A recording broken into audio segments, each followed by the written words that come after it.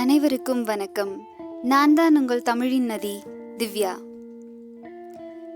இன்னைக்கு நாம பார்க்க போறது தபு சங்கர் எழுதிய இனிப்பு எடுத்துக்கொள்ளுங்கள், காதல் பிறந்திருக்கிறது அப்படிங்கிற ஒரு காதல் கதையை பத்தி தான் நம்ம பார்க்க போறோம். அவர் சொல்றாரு, என்னோட கவிதைகளில் இருக்கிற சுவாரஸ்யம் என்னோட காதல்ல இருக்குமான்னு தெரியல.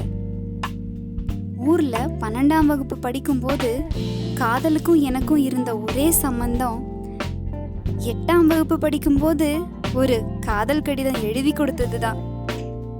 என் கையெழுத்து கொஞ்சம் நல்லா இருக்கும், அதனால நிறைய முறை ஃபெயிலாகி என்னோட படிச்ச பெரிய அண்ணன் ஒருத்தன் என்னை எழுதி தர சொன்னான். அவன் சொல்ல எழுதி தந்திருக்கேன், அவ்வளவுதான்.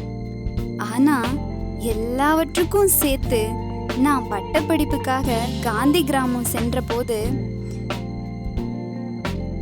அங்க காதல் தன்னோட முழு பரிவாரங்களோடு காத்திருந்தது என்னை ஆட்கொள்ள. அவள் அழகி இல்லை, பேரழகியும் இல்லை, அதற்கும் மேல். ஒருத்தியை ஒருவன் காதலிக்கலாம் அல்லது இருவர் காதலிக்கலாம், ஆனா ஒரு கல்லூரியே காதலிக்குமா? அவளை காதலிச்சது. ஆனா அவளோ எல்லோரையும் தூசி மாதிரி பார்த்தா. இத்தனைக்கும் நான் கல்லூரியில் 1ஆம் ஆண்டு சேர்ந்த போது அவள் படித்து கொண்டிருந்ததோ பக்கத்தில் இருக்கும் பள்ளிக்கூடத்தில் 10ஆம் வகுப்பு. அவள் அம்மா எங்கள் கல்லூரியில் பணியில் இருந்ததுனால அவ வீடு கல்லூரிக்குள்ளேயே இருந்துச்சு. சாயங்கால நேரங்கள்ல எங்க கல்லூரி மைதானத்துல தான் அவ தன்னோட தோழிகளோட கைப்பந்து விளையாடுவா. அப்போதெல்லாம் எந்த பையனாவது அவளிடம் பேச முயற்சித்தா திட்டி அனுப்பிச்சிருவா. ஆனாலும் அவகிட்ட பேசுற பாக்கியத்தை ஒருவன் பெற்றிருந்தான். அவன் பெண்களின் ஊழியன். எந்த பெண் எது சொன்னாலும் உடனே கடைக்கு போய் வாங்கி வந்துருவான். அவன் அவளிடம் பேச ஆரம்பித்ததை நினைச்சு யாருமே வருத்தப்படல, மாறாக சந்தோஷமே பட்டாங்க. அவன் மூலம் அவகிட்ட தன்னோட காதலை தெரியப்படுத்திடலாம் அப்படின்னு நினைச்சாங்க. அவ விளையாடிட்டு போனதுக்கு அப்புறமா அவனை கூப்பிட்டு நடுவில் உட்கார வச்சு, எங்கள யார் பேராவது அவளுக்கு தெரியுமா அப்படின்னு கேட்பாங்க. எனக்கு தெரியாது என்பான். நீ கேட்க வேண்டியது தானே அப்படின்னு சொல்லுவாங்க. அது எப்படி கேட்கறது அப்படின்னு இவன் சொல்வான். சரி, நீ சொல்ல வேண்டியது தானே அப்படின்னு சொல்லுவாங்க. எப்படி சொல்றது அப்படின்னு இவன் சொல்லுவான். எல்லாரும் அமைதியாயிருவாங்க. நானும் அந்த கூட்டத்துல தான் இருப்பேன். ஆனாலும் என்ன இந்த விஷயத்துல என்னோட நண்பர்கள் ஒரு பொருட்டாவே மதிக்க மாட்டாங்க. ஏன்னா நான் அவளை பத்தி ஒரு வார்த்தை கூட பேசினதில்ல. எனக்கு இதெல்லாம் விருப்பம் இல்லை அப்படிங்கிறது மாதிரியே இருந்துப்பேன். ஆனாலும் அந்த கூட்டத்துல தான் இருப்பேன், மௌனமா அவளை ரசித்தபடி. கல்லூரிக்குள்ள இருக்கும் மளிகை கடையில நான் ஏதாவது வாங்க போகும்போது அவ வந்தா நான் ஒதுங்கி போயிருவேன். மற்ற நண்பர்களோ பக்கத்திலேயே நின்று வழிஞ்சிட்டே இருப்பாங்க. அவ ஒரு அழகான சிவப்பு சைக்கிள் வச்சிருந்தா. கடத்தெருவுக்கு போவதுக்காக விடுதி பெண்கள் கேட்டா மட்டும் அதை கொடுப்பா.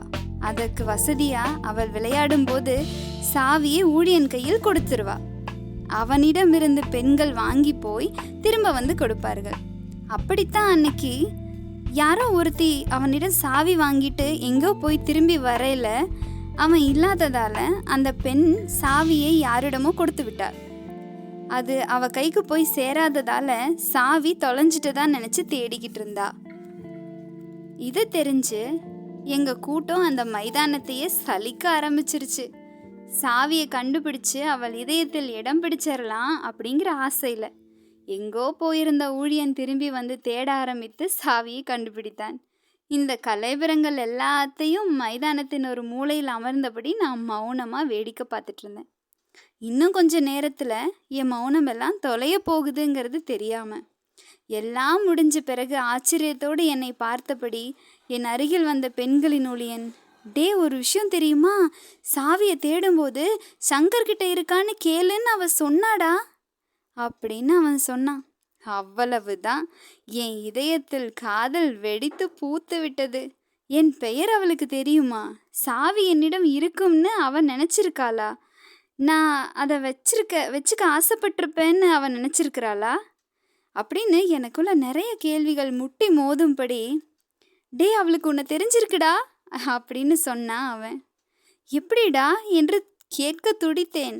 ஆனால் நான் கேட்காம தான் நின்னேன். அதுதான் நான். நெஞ்சில தீ பற்றி கொண்டது. உடலெங்கும் பரவசம் பரவியது. இரவு வந்தது கூட தெரியாம நான் அந்த மைதானத்திலேயே அமர்ந்துட்டு இருந்தேன். கடைசியில காதல் என்னையும் ஆசீர்வதித்து விட்டது. ரசனைகள் பூத்துச்சு, கவிதைகள் பிறந்துச்சு. ஆனா கடைசி வரை அவளிடம் என் காதலை சொல்லவே இல்லை. இதுக்கு முன்னாடி காதலை சொல்ல போன என் நண்பர்களிடம் அவன் நடந்து கொண்டதை போலவே என்கிட்டயும் நடந்துக்குவாளோங்கிற தயக்கம். அதுலேயே ஓடிவிட்டன 3 வருடங்கள். அவளை விட்டுட்டு வந்துட்டேன். ஆனா ஆனா அவளால் எனக்குள் பதியமிடப்பட்ட காதல் என்னை விடவில்லை. 16 வருடங்கள் ஆன பிறகும் தினம் ஒரு கவிதைய, தினம் ஒரு காட்சிய கனவாக கற்பனையாக எனக்குள் பூக்க வைத்து கொண்டே இருக்கிறது காதல். அன்று என் இதயத்தில் நுழைந்தவளை இன்று என் இதயமாகவே மாற்றிவிட்டது காதல். என்னை சுற்றி இருக்கும் எல்லாவற்றிலையும் அவளை பார்க்க கத்து கொடுத்துருச்சு காதல். எங்கேயோ இருப்பவளை எங்கும் இருப்பவளை ஆக்கி தந்திருக்கும் காதல் கடைசியில் என்னையே கொஞ்சம் கொஞ்சமாக காதலாகவே மாற்றிக்கொண்டிருக்கிறது. காதல்தான் என் குணம், காதல்தான் என் மதம், காதல்தான் என் புகழ். ஆம், எல்லா புகழும் காதலுக்கே. இப்படிக்கு தபு சங்கர் எழுதின கவிதையும் கதையும் தான் நான் உங்களுக்கு இப்போ படிச்சு காட்டினேன். நன்றி.